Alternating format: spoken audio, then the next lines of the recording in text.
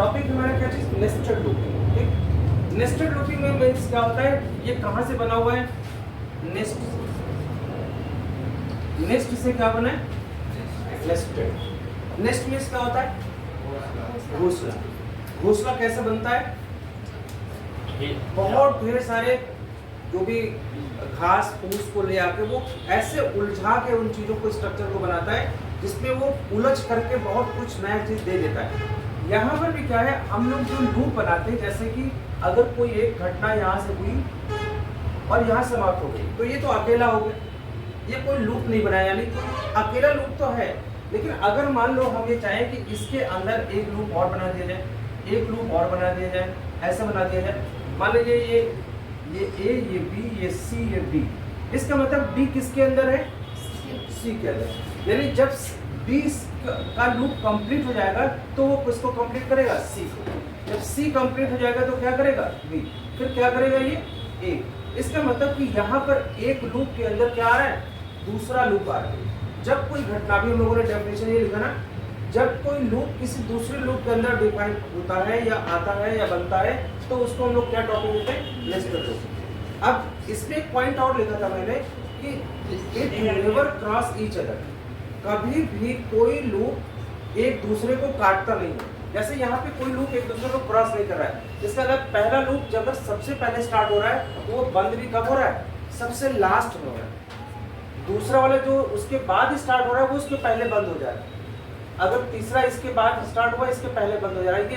इसके अंदर जो इनर लूप होगा सबसे पहले वही कंप्लीट होगा, फिर वो आउटर को करेगा, फिर उसके बाद वाला करेगा।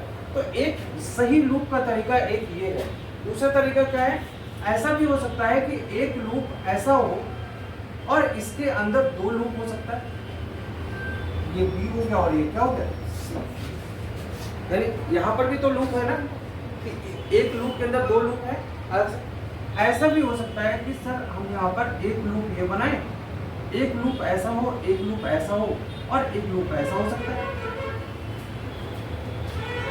लेकिन ऐसा नहीं हो सकता कि कोई लूप इस तरीके से हो और ऐसा हो जाए, यानी ए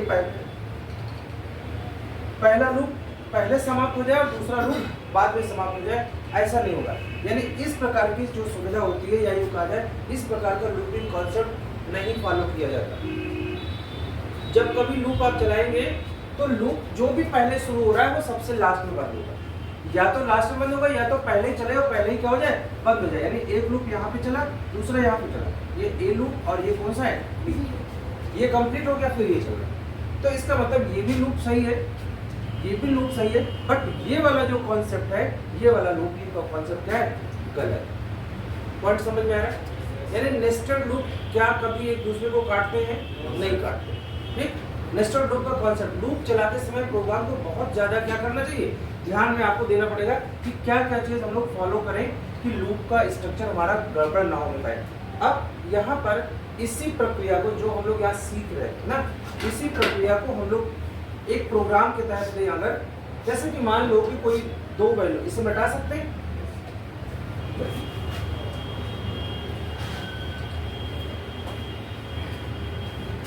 अब इस टॉपिक में या और बहुत ही कॉम्प्लिकेटेड सवाल होते हैं, बहुत आसानी से हल किए जा सकते हैं, और ऐसा भी हो सकता है कि आप उसमें उलझ जाए। अगर सही लूप नहीं चलेगा तो प्रोग्राम में क्या आएगी, एरर आएगी, और आपका प्रोग्राम का एग्जीक्यूशन सही नहीं होगा। जैसे अभी हमें क्वेश्चन अभी आपको दे रहे थे, मान लीजिए कि हमें 5 लोगों का क्या चाहिए, हमें 5 पर्सन का क्या चाहिए, नेम, और उनका क्या चाहिए, एज। अगर ऐसा बोला जाए कि एक व्यक्ति का नाम मांगे और उसको प्रिंट करिए, तो आप करा सकते हैं, सिंपल, एक बार स्कैन अप करेंगे और एक बार प्रिंट अप करेंगे। अगर ये कहा जाए कि एक व्यक्ति का नाम लेके 10 बार प्रिंट किया जाए, तो इसका मतलब वहां पे कितने लूप की जरूरत है, एक लूप, एक मांगा जाएगा और बाकी हम उसे 10 बार प्रिंट करेंगे। यहाँ पे क्वेश्चन क्या है, 5 लोगों का नाम मांगना है और हर नाम कितने बार प्रिंट करना है, 10 टाइम, 10 बार।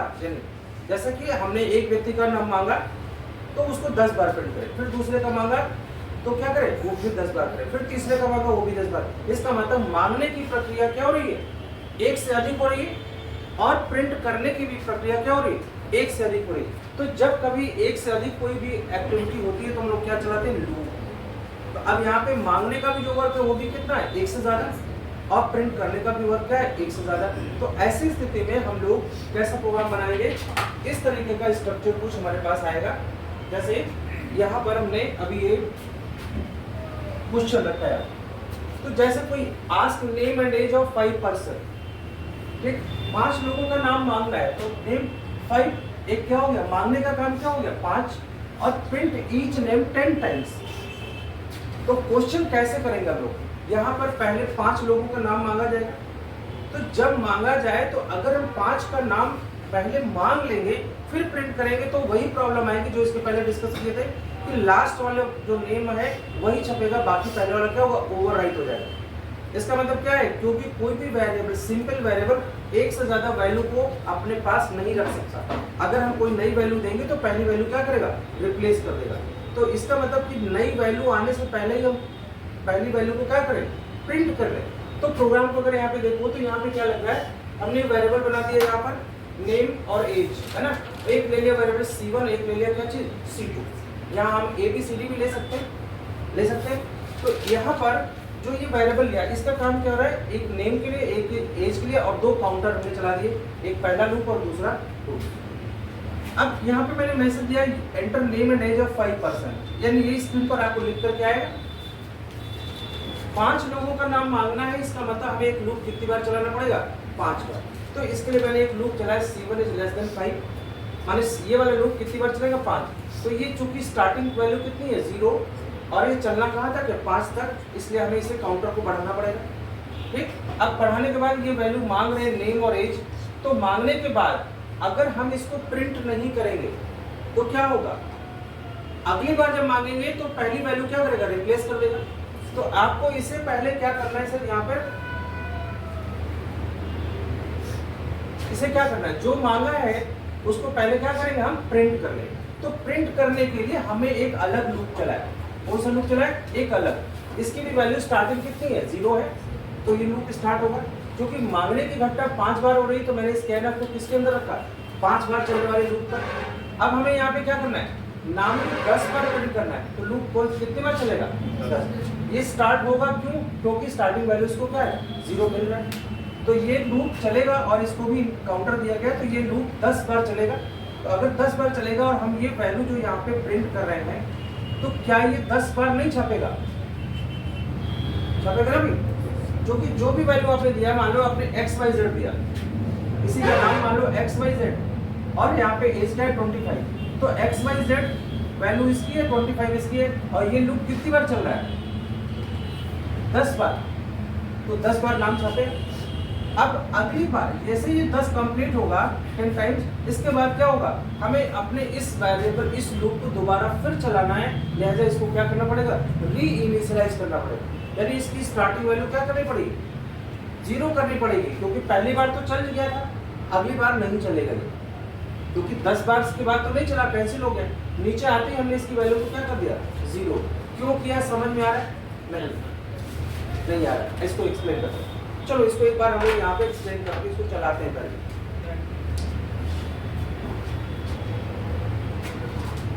इतना तो समझ में आ रहा है कि ये 10 बार चलेगा, ठीक। अब मान लो इस चीज को भूल जाओ, अभी नहीं दिया मैंने, ये लूप फिर यहाँ पे जाएगा ना।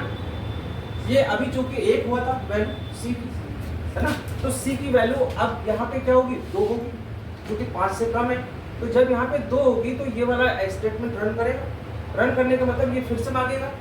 मान लीजिए आपने इस पर कोई नाम दे दिया, राजू दे दिया, और 26 दे दिया, तो राजू और 26 बने। अब ये कैसे चलेगा, इसकी वैल्यू कितनी हो चुकी थी, 10।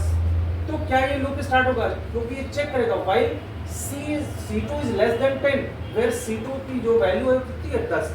क्या 10 से छोटा है, नहीं। इसका मतलब लूप के अंदर क्या एंट्री होगी, नहीं होगी, कंडीशन गलत हो रही ना। लेकिन पहली बार क्यों हो गई थी, क्योंकि पहली बार इसको हमने कितना दे रखा था, 0 था। तो 0 इज लेस देन 10, तो स्टार्ट हो गया था। अभी क्या है, ये बढ़ते बढ़ते जब 10 टाइम्स हुआ तो इसकी वैल्यू 10 हो चुकी है और 10 is not less than 10, that's why ये लूप नहीं चलेगा। तो हमने इसको दोबारा फिर से चल जाए, अब हमारा कंट्रोल यहाँ तो नहीं जाएगा ना, क्योंकि अभी वो इसी लूप में फंसा हुआ है।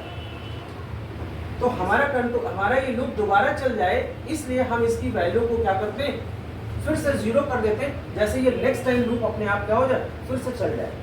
सर ऐसे तो चलता रहेगा। क्यों चलेगा? क्यों सर? इसको कंट्रोल करने के लिए कौन सा लूप है भाई? ये लूप कितनी बार चलेगा? 5 टाइम्स।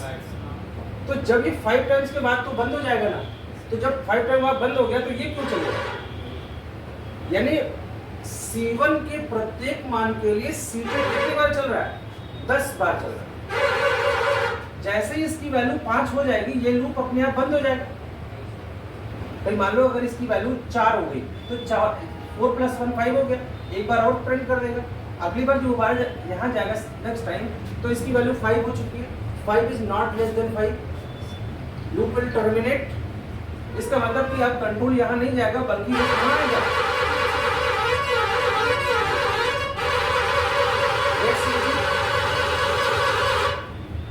तो क्या ये प्रोग्राम समझ में आ रहा है? यानी अगर हम आपसे कह रहे हैं कि हमारा एक प्रोग्राम ऐसा है जिसमें 5 लोगों का नाम मांगा जाए और 10 बार प्रिंट किया जाए, तो क्या ये लूप चल जाएगा? कोई डाउट?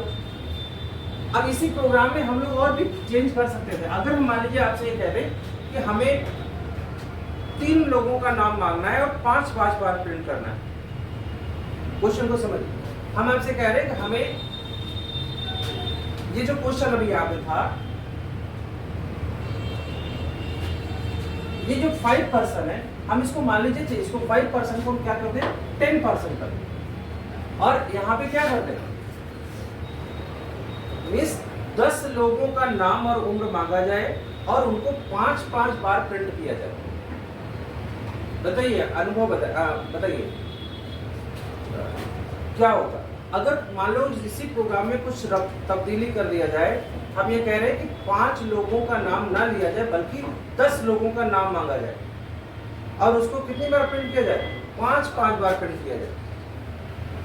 बताओ मैं नैतिक, no idea. Nitin sir C1 की जगह C10 या C10 और लेस देन 5।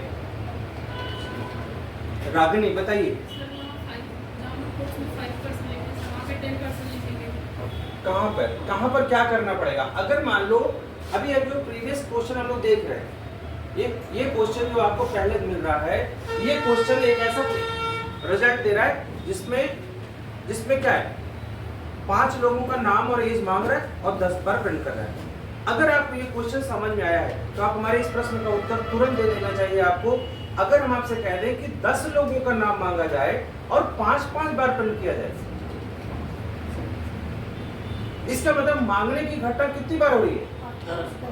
10 बार हो रही है। और मांगने के लिए कौन रिस्पॉन्सिबल है? पहला लूप। तो इसी को हम क्या कर दें?